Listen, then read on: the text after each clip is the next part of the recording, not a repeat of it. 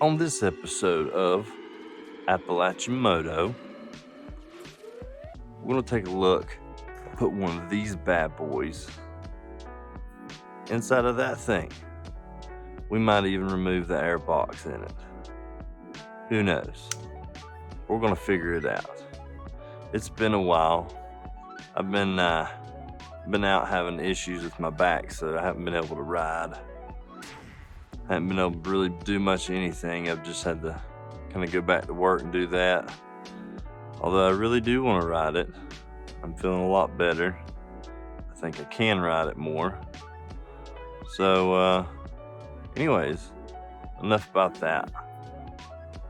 Let's talk about putting that thing in. So, from my understanding, whenever you put this in, you're going to have to remove. There's that rubber piece right there that's connected to your carburetor. You're going to have to remove that hose. And if you don't end up taking out the air box, this thing is going to kind of stick out. And you'll end up having to leave the plastic bit off. We're going to see what we can do with it. I don't know. I'd like to keep the air box, but it is what it is. We're just going to see what it is. So let's go ahead and start knocking that panel off. All right, start removing the screws. Now I've got a drill I could start using on this, but I'm going to be quite frank with you. I don't trust myself. I'll end up stripping something out with these Chinese screws and bolts. As you can see, that one's already been eat up. Oh, yeah. I did finally receive the right part I needed for the headlight piece that had cracked. If you go back and look at one of the last videos that I put up, you'll see that I had ended up breaking a little piece that connected on the headlight bracket. It was just a plastic bit. Ended up breaking it. I guess I broke it. I don't know. I think we're going to come to a conclusion. It's just the cheap Chinese stuff and it broke on its own. How about that? Anyways, I think this thing's got to be removed. We'll go ahead and take that off.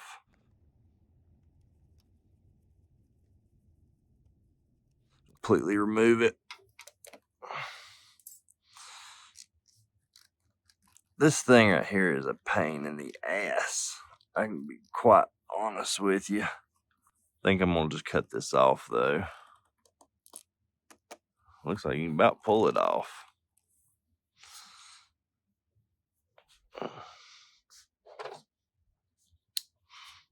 Yeah.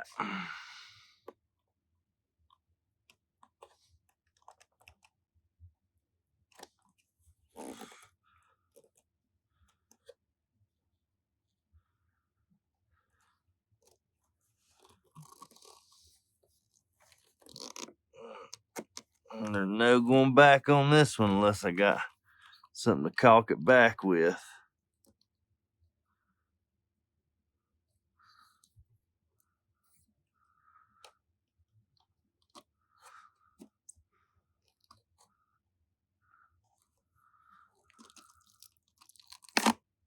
Oh, yeah. Okay. Now, she's seated on there.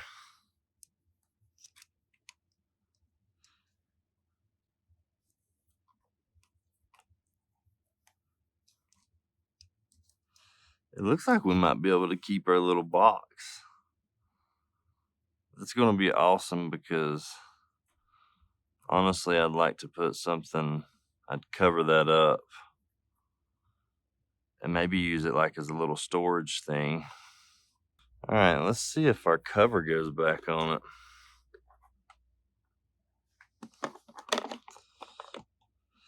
Uh-oh. I think we're in luck, boys. It's doable. It's freaking doable. Heck yes.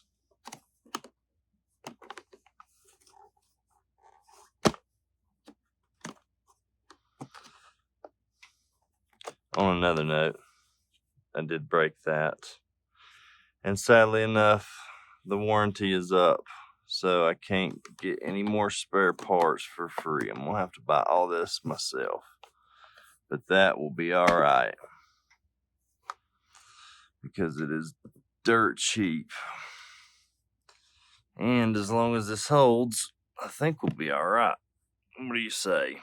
We're gonna have another video here soon, and it's gonna be about some of the complications I've come up with, and that may be something that we can fix with the gearing. We'll figure that out whenever that video comes. It is something I do want to discuss because this thing, it's roadworthy for a lot of people. A lot of people love this thing, but me riding it on the main road, kind of where I live, is something that's maybe it's a little dangerous, simply just because it is 50, 55 miles per hour is the road speed limit, but everybody likes to go about 60, 65, and this poor little thing, she's pushing it. She's pushing it. So, I don't know, hopefully this thing will, let's get her hooked in there real good. See that. Hopefully we can get this thing going a little bit better. Maybe once I get some more miles on it, it'll really start opening up a little bit better. I have heard about it. Seeming like it gets a little bit more power as time goes on. You hit that 1,000-mile mark. I think we're around about 500 miles right now. We'll go back and convert that again. As one of you guys said, you gave me the ratio miles of what it does. I can't remember what it was. I have to go back in the comments and look, but I appreciate that a lot. But yeah, that's that, man. That's how you put on one of those pod air filters, and I think I put that in the last video, where you can buy it. I think I got it off Amazon. It's fairly cheap. We may end up having to rejet this sucker because of the more air that's going to come into it. I don't know. I'll go ride it around here shortly. It's kind of windy today, a little cold. I don't know if I really want to get out there.